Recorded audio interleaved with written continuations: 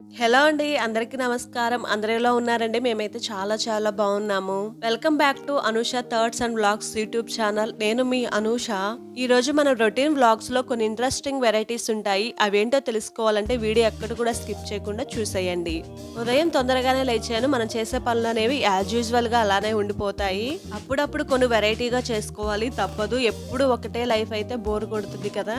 ఉండే లైఫ్‌లోనే వెరైటీస్ అనేవి మనకి మనమే క్రియేట్ చేసుకోవాలి. అప్పుడు మనకి ఎప్పుడు లైఫ్ బోరింగ్ ఉండదు. ఇలా మనకి మనమే కొన్ని ఇంట్రెస్టింగ్ అనేది క్రియేట్ చేసుకోవడం వల్ల మనకి ఎప్పుడు హ్యాపీగా అనిపిస్తుంది మార్నింగ్ పూట. ఇంకా నేనైతే ఉదయం లేవంగానే బ్రెడ్ చేసుకొని ఇక వంటగదిలోకి అయితే వచ్చేసాను.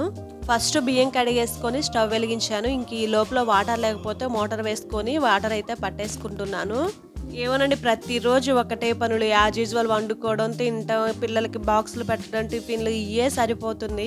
నేనైతే మిషన్ కొనుక్కున్నా కదండి. మిషన్ కొనుక్కున్న తర్వాత యూట్యూబ్లో చూసేసి నా బ్లౌజ్ నేనే కుట్టుకున్నాను. చాలా హ్యాపీగా అనిపించింది.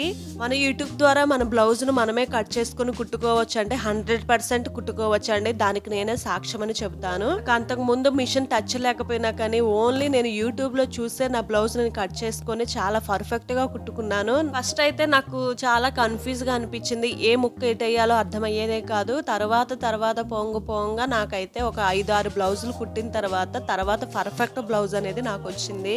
అలా మిస్టేక్ జరగడం కూడా నాకు ఒక్కొక్కసారి మంచిగా అనిపించింది. అలా మిస్టేక్ జరగడం వల్ల రెండోసారి ఆ పొరపాటు జరగకుండా నేనైతే చాలా జాగ్రత్త పడ్డాను.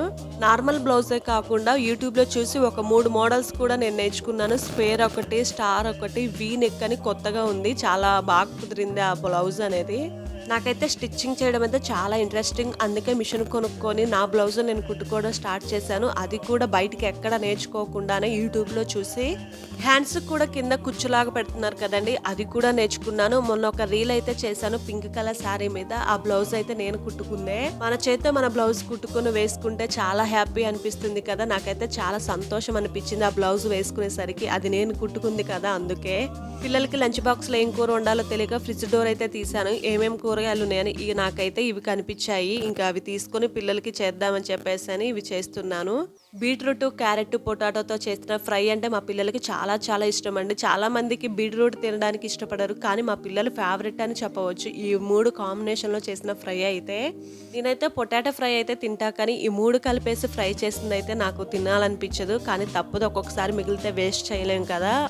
కొన్ని సందర్భాలలో మనకి నచ్చని ఏమైనా ఉంటే కళ్ళు మూసుకొని తినేయాలి. కొన్ని అయితే రుచి కోసం తినాలి, కొన్ని అయితే ఆరోగ్యంగా ఉండాలి, ఆరోగ్యం కాపాడుకోవాలంటే తినాలి. తప్పదు. బీట్రూట్, క్యారెట్, పొటాటో అనేది చాలా హెల్త్ కి మంచిది. చాలా మంది ఈ మూడింటిని సపరేట్ గా ఫ్రై చేస్తారు. అలా కాకుండా ఒకసారి ఈ 3 దుంపలు కలిపేసి ఫ్రై చేశారంటే టేస్ట్ అయితే చాలా బాగుంటుంది. కొంచెం అల్లం వెల్లుల్లి పేస్ట్ వేసి చేశారంటే పిల్లలకి ఎప్పుడు ఒకేలా కాకుండా ఇలా వెరైటీగా డిఫరెంట్ గా చేసి పెట్టండి. రుచి అయితే చాలా బాగుంటుంది. వాళ్ళు హెల్తీగా ఉంటారు కూడా.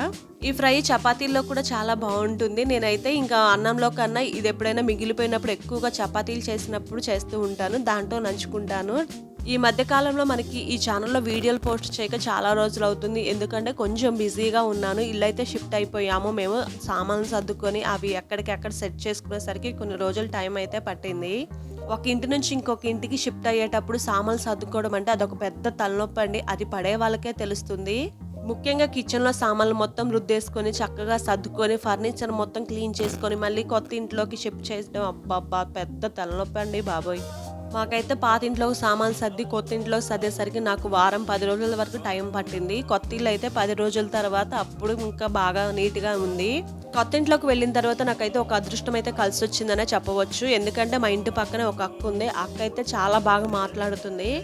ఆమె అయితే పర్ఫెక్ట్ టైలర్ అండి. ఏ బ్లౌజ్ అయినా కానీ ఏ మోడల్ అయినా చిటికలో కుట్టగలదు. అంత సత్తా ఉంది ఆమెకి, అంత టాలెంట్ ఉంది.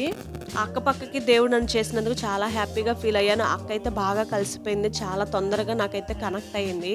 చాలా మంది టైలర్లు అయితే తనకు వచ్చిన పనిని వేరే వాళ్ళకి చెప్పాలంటే అస్సలు చెప్పరండి. వాళ్ళకి మేమెందుకు చెప్పాలి అన్న ఈగోకి వెళ్తారు. కానీ అక్క మాత్రం అలా ఉండదు.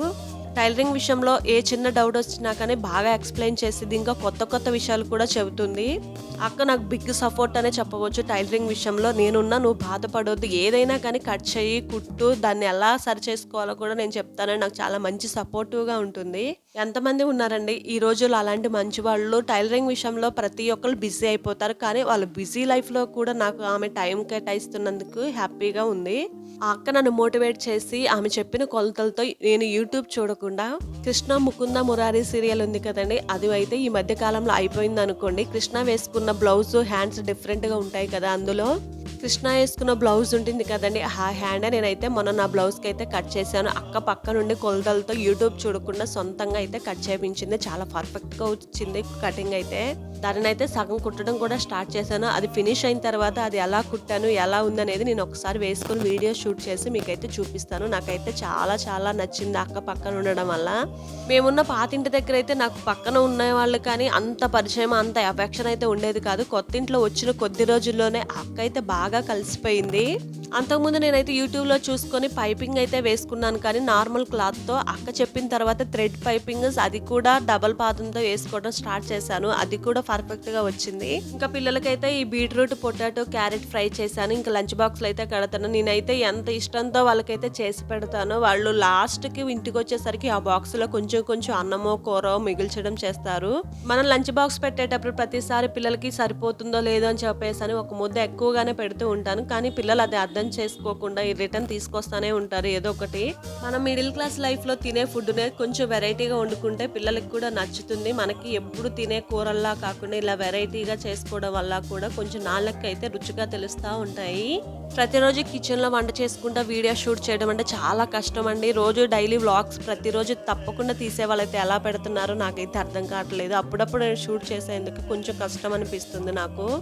పిల్లలకైతే చపాతీ చేసేసాను. ఇంకా లంచ్ బాక్స్లోకి ఆ ఫ్రై అయితే చేసి పెట్టేశాను. ఇంకా పిల్లలకి బాక్సులు కూడా పెట్టేసి బ్యాగుల్లో సర్దేస్తున్నాను. ఒక పక్క నేను కిచెన్లో ఉండి వంట పని చూసుకుంటున్నాయి. పిల్లలకి లేపుతా ఉంటాను, హడావుడిగా లెగుస్తారు, రెడీ అయిపోతారు. అమ్మయ్య లంచ్ బాక్స్లు అయితే రెడీ అయిపోయాయి. ఇంకా పిల్లలు వచ్చేసి షూ వేసుకోవడమే లేటు. ఇంకా ఒక 10 minutes అయితే టైం ఉందిలే అండి, హడావుడి అయితే ఏమీ లేదు. ఇంకా వాళ్ళు షూ వేసుకొని లంచ్ బాక్సులు తీసుకొని వెళ్తున్నారు. వాళ్ళ డాడీ అయితే ఖచ్చితంగా మా పాపనైతే దింపుతారు. మా బాబుకి అయితే సైకిల్ ఉంది, ఈమెకు కూడా ఉందిలే, కానీ తొక్కడం అంటే భయం ఈమెకి. సైకిల్ వేసుకొని స్కూల్కి వెళ్ళడం. వాడైతే వెళ్ళిపోయాడు సైకిల్ వేసుకొని. ఇంకా ఈమె అయితే వాళ్ళ డాడీ కోసం ఎదురు చూస్తూ ఉంది. వర్షం అయితే పడుతుంది. ఈమె అనుకుంటుంది పొద్దున్నే లెగంగానే అబ్బాయి ఈ రోజు వర్షం పడుతుంది కదా, స్కూల్ లేకపోతే బాగుండు అనుకుంది. కానీ మనం ఎందుకు కూరకుండా లేచేసి వంట చేసేసి వాళ్ళని పంపించేసాము. అమ్మయ్య ఎంత హాయిగా ఉందో వాళ్ళు స్కూల్కి వెళ్ళేసరికి. ఇంకా పిల్లలైతే వెళ్ళిపోయారు కదా, వాళ్ళకైతే ఫ్రై చేసి పెట్టేశాను లంచ్ బాక్స్లో. ఇంకా మా కోసం అయితే వండుకోవాలి కదా, అందుకే బెండకాయలు తీసేసి బెండకాయ కూర చేద్దామని చెప్పేసి ఇలా కట్ చేసుకుంటున్నాను. ఒక్కొక్కసారి చాలా మంది మదర్స్ అనేది లేటుగా లెగుస్తారు, దానివల్ల హడావుడి పడిపోతారు. అలా కాకుండా లేటుగా లేచినా కూడా ఒక 2 ఉల్లిపాయలు 2 కోడిగుడ్లు వేసి వాళ్ళకి ఫ్రై లాగా చేసి ఫస్ట్ పంపించిన తర్వాత మీరు చిన్నగా ఇలా ఈ విధంగా వంట చేసుకున్నారంటే అప్పుడు పని అనేది ఈజీగా అయిపోతుంది. వాళ్ళకి మార్నింగ్ పూట అయితే అంత హడావుడిగా ఉండదు. నేనైతే ఇంతేనండి, లేటుగా లేచినప్పుడు ఇంకా హడావుడిగా ఉన్న సందర్భాలలో అప్పుడైతే 2 గుడ్లు 2 ఉల్లిపాయలతో వాళ్ళకైతే పొరుడు చేస్తాను. ఏ వంట చేసినా కూడా అదే ఆయిల్ అదే ఉప్పు కారం క్వాంటిటీ పడుతుంది. మనం కూర ఎక్కువ చేసుకుంటే కొంచెం కూర ఎక్కువ వేసుకుంటే, తక్కువ చేసుకుంటే తక్కువ వేసుకుంటాం. పిల్లలకు కూడా కొంచెం వెరైటీగా కోడిగుడ్డు పొరుడు చేస్తే ఇష్టంగా తింటారు. ఇంకా మా కోసం అయితే బెండకాయ టమాటా కూర అయితే చేస్తున్నాను మధ్యాహ్నం లంచ్ లోకి. బెండకాయ కూర చేసేటప్పుడు పైన అనేది చాలా మంది మూత వేసుకొని బెండకాయ అయితే వండుకుంటారు. అలా ఎప్పుడు వేయొద్దండి. మూత వేయకుండా బెండకాయ కూర చేశారంటే జిగురు అనేది పోతుంది. నేను బెండకాయ పులుసు కన్నా ఎక్కువ బెండకాయ టమాటా వేసుకొని కూర చేసుకుంటాను. నాకు ఎప్పుడు జిగురుగానే అనిపించదు, టేస్ట్ గా కూడా ఉంటుంది. ఒకసారి అయితే ఇలా ట్రై చేయండి. నేను పక్కన వంట చేసుకుంటే ఇంకో పక్కన చపాతీలు చేసుకుంటున్నాను నేను తినడం కోసం. వాళ్ళు వెళ్ళిన తర్వాత ఇంకా ఇల్లు మొత్తం సర్దేసి ఊడ్చుకున్న తర్వాత కూర అయితే పొయ్యి మీద వేసుకున్నాను. ఇంక తర్వాత ఇంకా నేను టిఫిన్ తినాలి కదా, చపాతీలు కూడా చేసుకుంటున్నాను. చపాతీలోకి ఎవ్రీ గ్రీన్ కాంబినేషన్ ఏంటంటే జామ్ అనే చెప్తాను నేను. నాకు పిల్లలతో పాటు చపాతీ ఇంకా జామ్ తినడం అంటే చాలా చాలా ఇష్టం. ఒక పక్క ఫ్రై ఇంకా జామ్ వేసుకొని తిన్నాను. ఇంకా రేపు టిఫిన్ నానేయడం కోసం ఇడ్లీ చేద్దామని చెప్పేసి మినపప్పు కూడా నానేసుకుంటున్నాను. ఇదండి నా డైలీ రొటీన్ వ్లాగ్ అనేది. వీడియో ఎలా ఉంది మీ అభిప్రాయాన్ని కామెంట్ చేయండి. ఇంకా ఎవరైనా నా ఛానల్ సబ్స్క్రైబ్ చేసుకోకపోతే సబ్స్క్రైబ్ చేయండి. Thank you for watching. Bye bye. Subscribe చేసుకోవడం మాత్రం మీరు చేయకండి.